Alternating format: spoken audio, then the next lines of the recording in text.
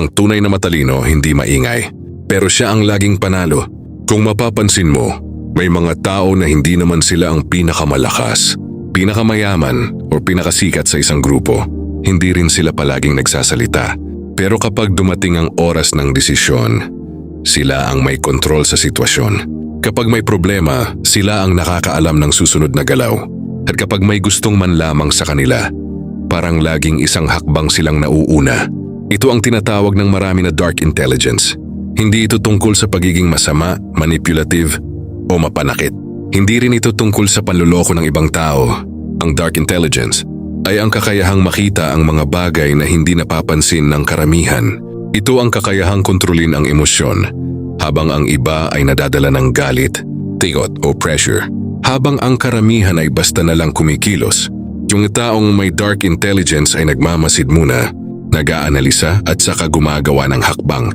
Sa mundo ngayon, maraming tao ang madaling basahin. Pinapakita nila agad ang kanilang nararamdaman, mga plano at mga kahinaan.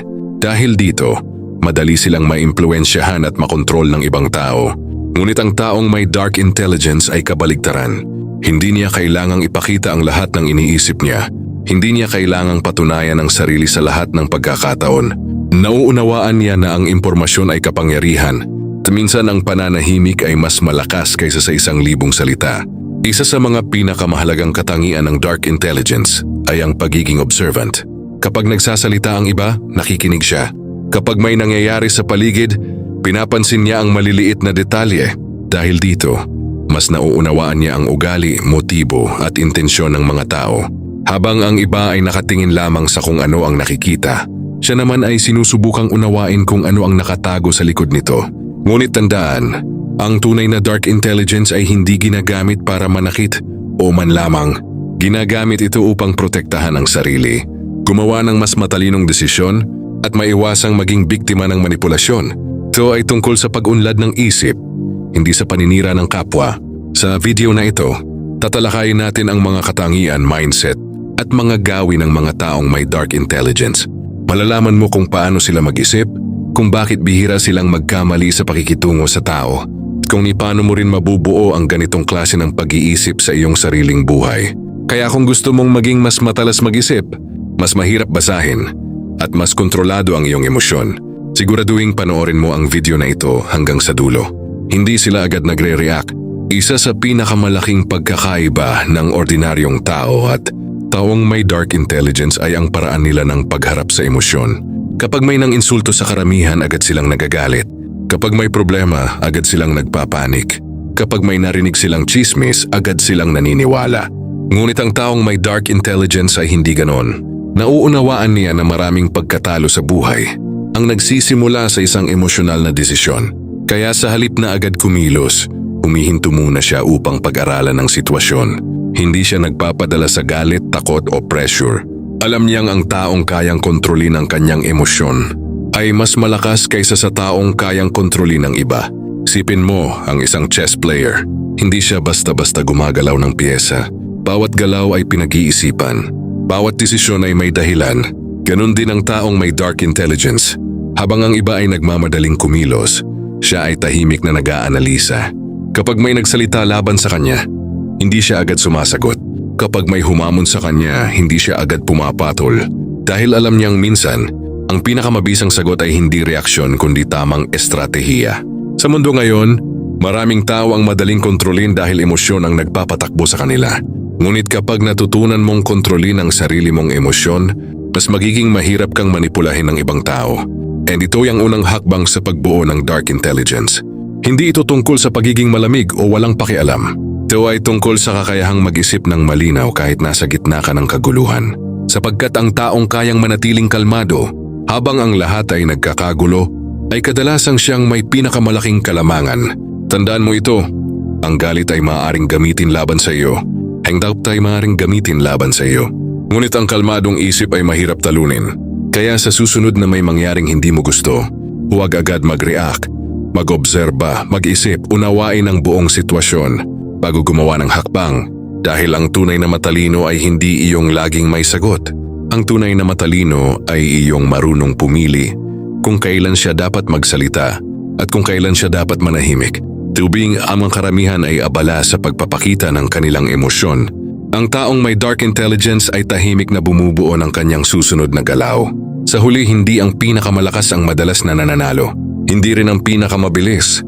Kadalasan ang nananalo ay ang taong marunong maghintay, magmasid at kumilos sa tamang oras. Mas marami silang alam kaysa sa ipinapakita nila. Isa pang mahalagang katangian ng dark intelligence ay ang pagiging tahimik pero mapanuri. Hindi lahat ng alam nila ay sinasabi nila. Hindi lahat ng naiisip nila ay ipinapakita nila. Sa halip, pinipili nilang mag-obserba muna bago magbigay ng opinyon. Sa isang grupo ng tao, mapapansin mo na may mga laging nagsasalita, laging nagkukwento at laging gustong mapansin. Ngunit mayroon ding tahimik lang sa isang tabi, nakikinig at nagmamasid. Sa panlabas parang sila ang walang alam, pero sa totoong sitwasyon, sila ang may pinakamaraming naiintindihan.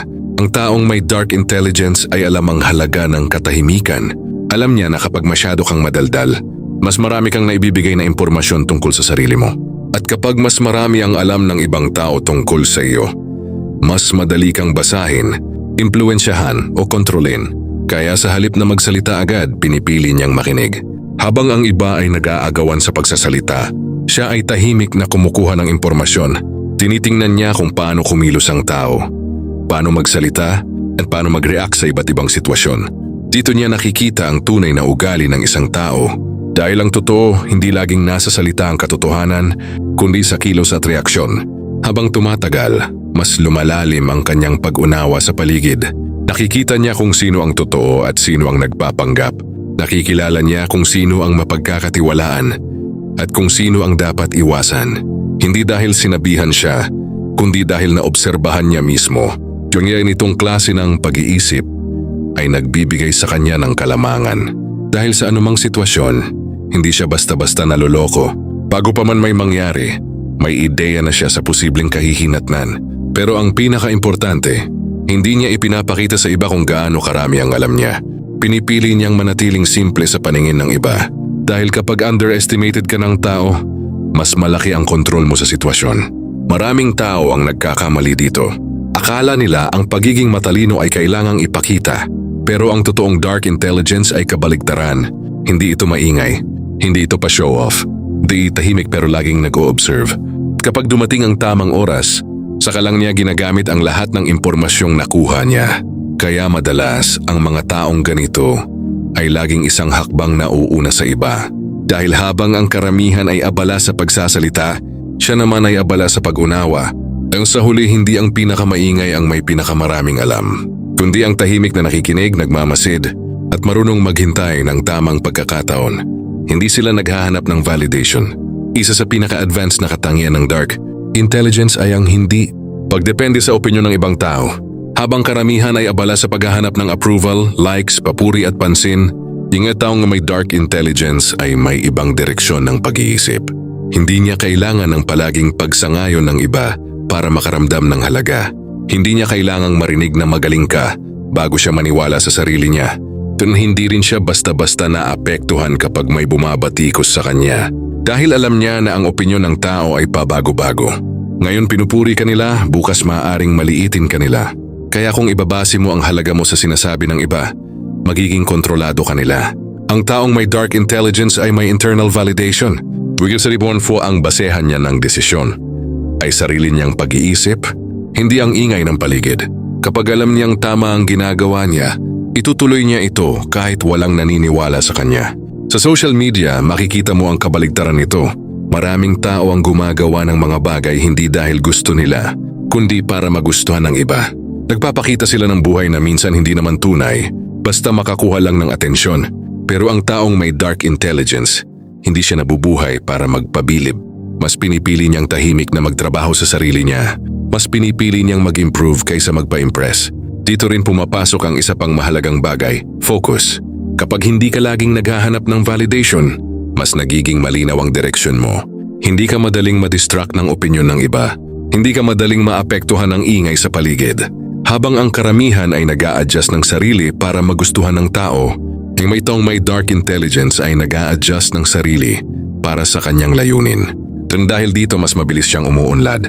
Hindi siya nawawalan ng oras sa pakikipagkompetensya ng atensyon. Sa halip, ginagamit niya ang oras para mag-improve ng skills, kaalaman at diskarte sa buhay. Isa pang mahalagang punto, hindi siya nagpapaliwanag ng sobra. Alam niya na hindi lahat ng tao ay kailangang makaintindi sa bawat galaw niya.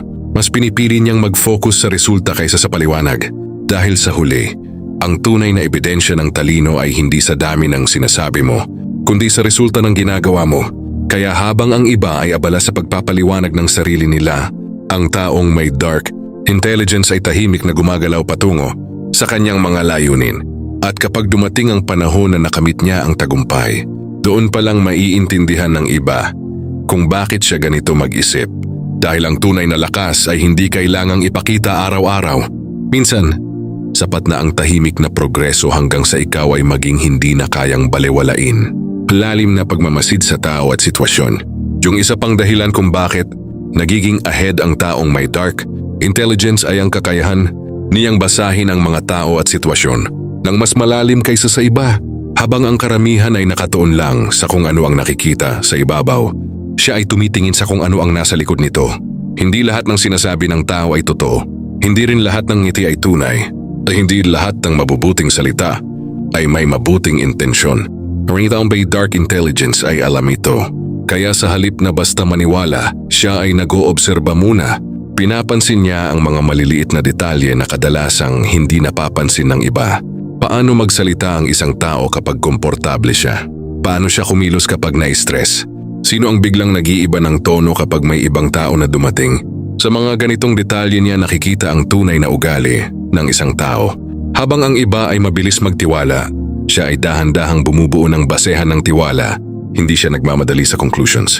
Sa halip, hinahayaan niyang magpakita ang tao ng tunay niyang sarili sa paglipas ng panahon.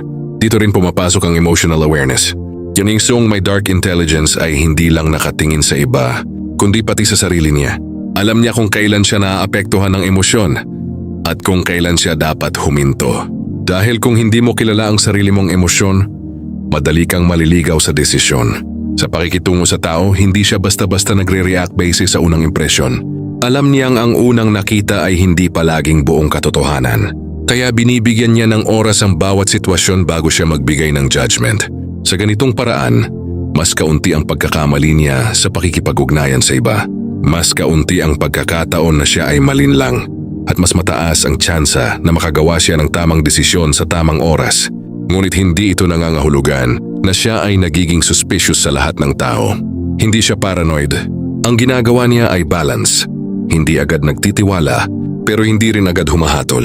At dahil dito, nagkakaroon siya ng mas malinaw na larawan ng mundo sa paligid niya. Nakikita niya kung paano gumagalaw ang tao base sa motibo, hindi lang sa salita.